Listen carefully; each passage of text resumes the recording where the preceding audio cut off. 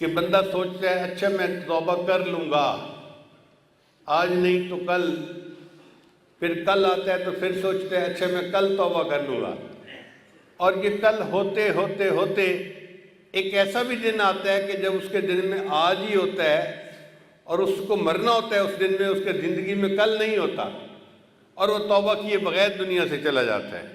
اور کئی مرتبہ بندے کو شیطان غلط فہمی میں ڈال دیتا ہے۔ اللہ تعالیٰ بڑے رحیم ہیں، بڑے کریم ہیں، وہ معاف کر دیں گے۔ چنانچہ ہم نے کئی لوگوں سے یہ جواب سنا،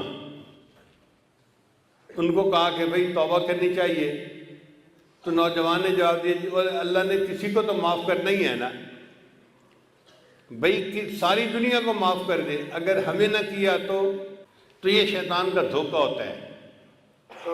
اب سوال پیدا ہوتا ہے کہ توبہ کب تک کی جا سکتی ہے؟ جب تک انسان کا سانس اکھڑ نہیں جاتا، نزع کے وقت جیسے اکھڑتا ہے اس سے پہلے پہلے توبہ قبول ہو جاتی ہے۔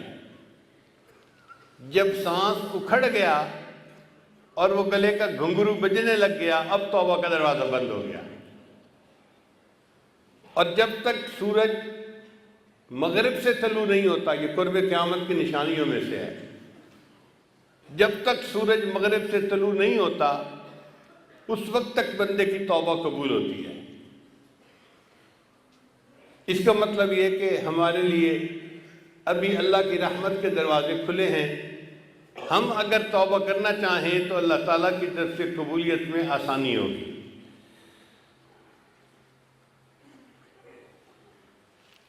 اور توبہ کرنے میں دیر نہیں کرنی چاہیے۔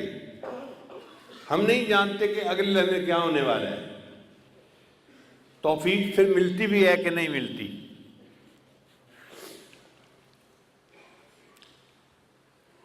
حدیث مبارکہ میں آتا ہے کہ بنی اسرائیل کا ایک آدمی تھا جو بڑا ہی بدماش قسم کا تھا۔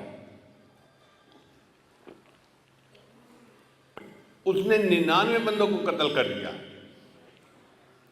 اب آپ سوچئے 99 انسانوں کو قتل کرنے والا کتنا ظالم انسان ہوگا، کتنا پتھر دل انسان ہوگا۔ پھر اس ذہن میں خیال آیا کہ کوئی میرے لیے بھی توبہ کی گنجائش ہے، تو ایک صوفی صاحب کے پاس آیا، بھائی میں 99 بندوں کو قتل کر چکا ہوں، کیا میرے لیے توبہ کا کوئی امکان ہے؟ اس کے پاس علم تو تھا نہیں۔ اس نے کہا توبہ توبہ، 99 بندوں کو قتل کر کے آیا، 100 چوہے کھا کے بلی حج کو چل لی، تیری توبہ تو قبول نہیں ہوگی۔ اس نے ایسے روکھا سا جواب دیا، اس بندے کو غصہ آیا، اس نے کہا اچھا پھر 99 قتل کیا ہے تو میں سینچری پوری کر لیتا ہوں۔ اس نے اس کو بھی قتل کر دیا۔ پھر اس کے ذہن میں خیال آیا کہ میں 100 بندوں کا قاتل ہوں، کیا میرے لیے کوئی توبہ کی صورت ہے؟ تو اس نے کسی عالم کے پاس حاضری دی اور اس سے پوچھا جی کہ کوئی توبہ کی گنجائش؟ ان کا بھئی گنجائش تو ہے، کیا کروں؟ ان کا دیکھو فلاں بستی ہے، اس کا نام ہے نصرہ، وہاں علماء رہتے ہیں، مشائخ رہتے ہیں، تم ان کے پاس جاؤ توبہ کی نیت سے اور اللہ کے حضور سچی توبہ کر لو، اللہ گناہ معاف کر دیں گے۔ یہ سن کے وہ بندہ گھر واپس نہیں گیا، وہیں سے اس بستی کی طرف چل پڑا۔ اللہ کی شان دیکھیے کہ راستے میں اس کی موت کا وقت آ گیا۔ اب جب موت آ گئی تو جہنم کے فرشتے آئے، یہ 100 بندوں کا قاتل ہے، اس کو جہنم لے کے جانا ہے۔ اور جنت کے فرشتے آئے، توبہ کی نیت سے جا رہا تھا، اس کو جنت میں لے کے جانا ہے۔ اب معاملہ اللہ تعالیٰ کی بارگاہ میں پیش ہوا کہ یا اللہ اس بندے کا فیصلہ کیا کریں؟ رب کریم نے فیصلہ فرمایا کہ فاصلے کی پیمائش کرو۔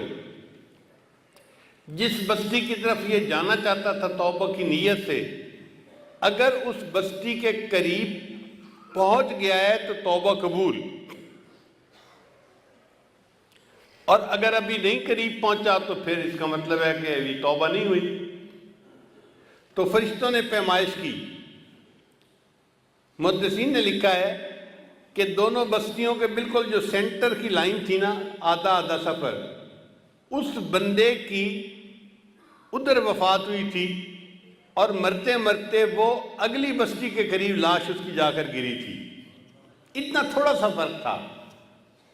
اور بعض محدثین نے لکھا کہ موت تو اس کو نصف فاصلے پر ہی آئی تھی، لیکن اللہ جانتے تھے کہ یہ توبہ کی نیت سے چلا ہے۔ اللہ نے بستی کے قریب والی زمین کو حکم دیا کہ تو سکڑ جا۔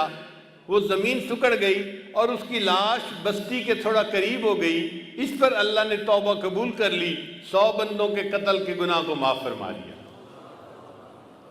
اب غور کیجئے کتنا بڑا گناہ ہے، لیکن سچی نیت تھی اور چل پڑا تھا، تو اللہ نے 100 بندوں کے قتل کے گناہ کو بھی معاف فرما دیا۔